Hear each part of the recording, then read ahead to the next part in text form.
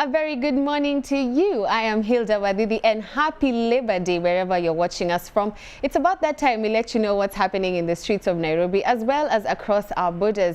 So today, Kenya marks this year's Labor Day celebrations. The public holiday is special to those working, all employers and employees. It is a day to address the plight of employees in the country as well as celebrate their achievements. Have a listen to the history of Labor Day.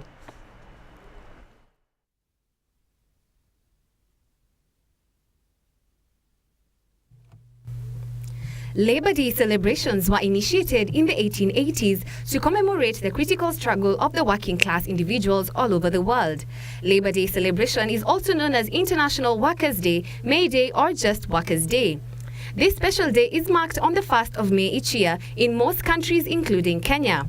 The May 1st celebrations in Kenya takes place at Uhuru Park, and the big day is addressed by influential leaders of the Workers' Union umbrella union body by the name KOTU, Central Organization of Trade Unions. The President of the nation and the Minister of Labor in Kenya do officiate the ceremony.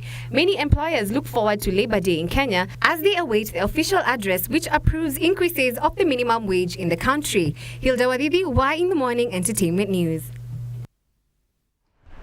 Now, the newly released movie Rafiki has been banned by the Kenya Film and Classification Board for glorifying homosexuality. The Chief Executive Officer, Dr. Ezekiel Mutua, who has been known to cause uproar in the entertainment industry, was adamant on the decision and had much to say. Have a listen. In the ghettos, through gambling and betting machines, when you stand for clean content, you are helping our kids to grow, to become responsible citizens. And I can say it publicly, there is no crime, therefore, if KFCB spends public finances to support what the church is doing, to support what civil societies who are committed to clean content are doing, and to work with other agencies in the church, in religious institutions, to promote clean content and to help our kids to become responsible citizens. I think that's a national duty. So we'll support you. And we're not embarrassed to associate with you. We are very proud. And we ask you to continue supporting us and standing with us in prayer. You are aware about the battles that we are fighting. Since last Friday, when we made an announcement to ban the lesbian movie called Rafiki. That is not Rafiki, that is immorality. The name of that movie should be immorality or homosexuality or lesbianism, but they called it Rafiki to hoodwink people. That's a good thing. It's not. Let me be very clear.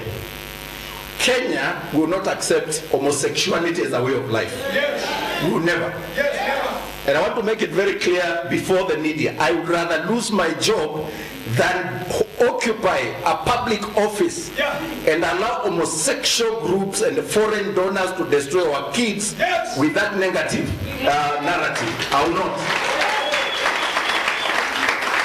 We bless the name of God because our president stands the same, and last week, 2 weeks ago, in London, he told one of the celebrated journalists, Christian Amanpo, that homosexuality is a non-issue here. Yes. Those fellows who are making noise that we are oppressing them, they want to know that homosexuality is not our way of life. Yes. It's against our culture, it's against the order of nature, it's against the word of God, it's against our constitution, it's against our practices as African people. It's quite a speech over there. Now, a transporter found himself in trouble after the car he was transporting hit a bridge, forcing the roof of a Range Rover Vela worth at least 5 million Kenya shillings into the air. The incident is reported to have occurred in Kearsley, Manchester. Victor Nziuko with the story. Person to reckon with. A transporter was devastated after the top of a car he was transporting hit a bridge and wrecked the roof. The transporter had just made a delivery at a showroom in Bolton and was on its way to another drop-off when the smash happened. Police say that the driver had forgotten to lower his top deck after his last delivery.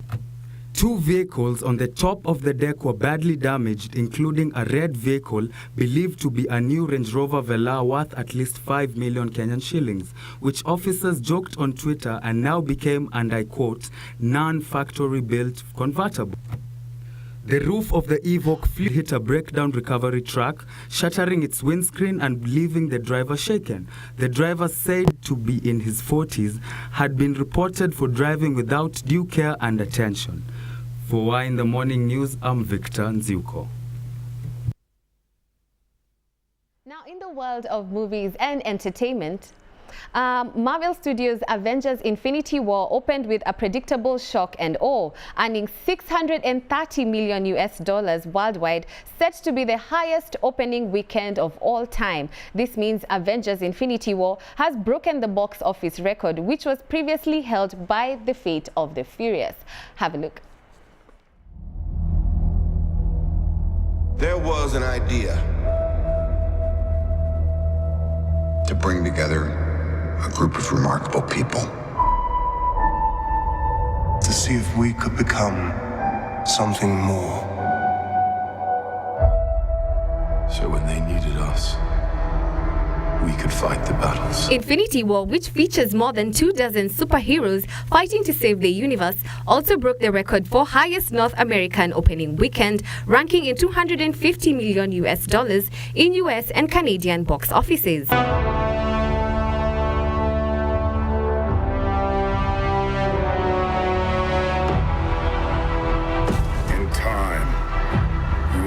It's like to lose, to feel so desperately that you're right, yet to fail all the same.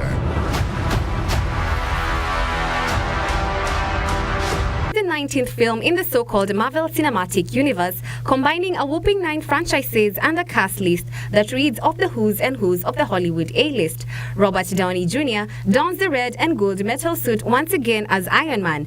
Benedict Cumberbatch is Doctor Strange, Scarlett Johansson is back as Black Widow, and Australia's Chris Hemsworth as Thor.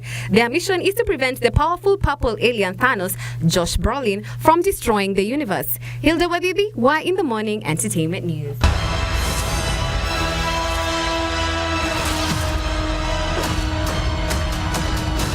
Fun isn't something one considers when balancing the universe. But this does put a smile on my face.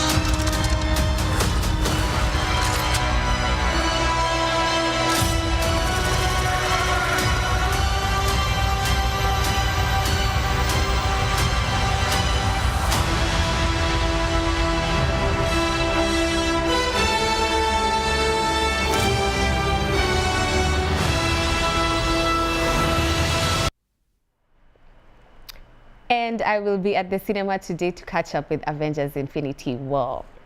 Now, to the final story of the day, American rapper Post Malone released a new single track of his highly acclaimed album, Beer Bongs and Bentleys, titled Better Now. In this track, Post reminisces on a past relationship. He mirrors his feelings with those of his ex, as he feels they are both masking the fact that they still have feelings for each other in an attempt to win the breakup. Victor Nziuko with a sneak peek and the details. Post Malone's sophomore album Beer Bongs and Bentleys, where the track Better Now features, has only been out for a little over 2 days.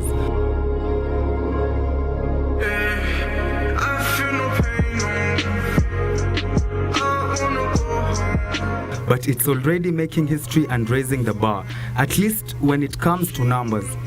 Swedish streaming giant Spotify congratulated the hip-hop musician on Twitter by revealing that he had broken a pair of important records on the platform after just the first day of availability.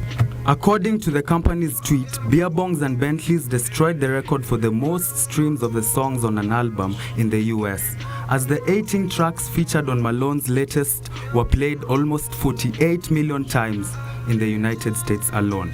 Reporting for Y in the Morning, I'm Victor Nziuko.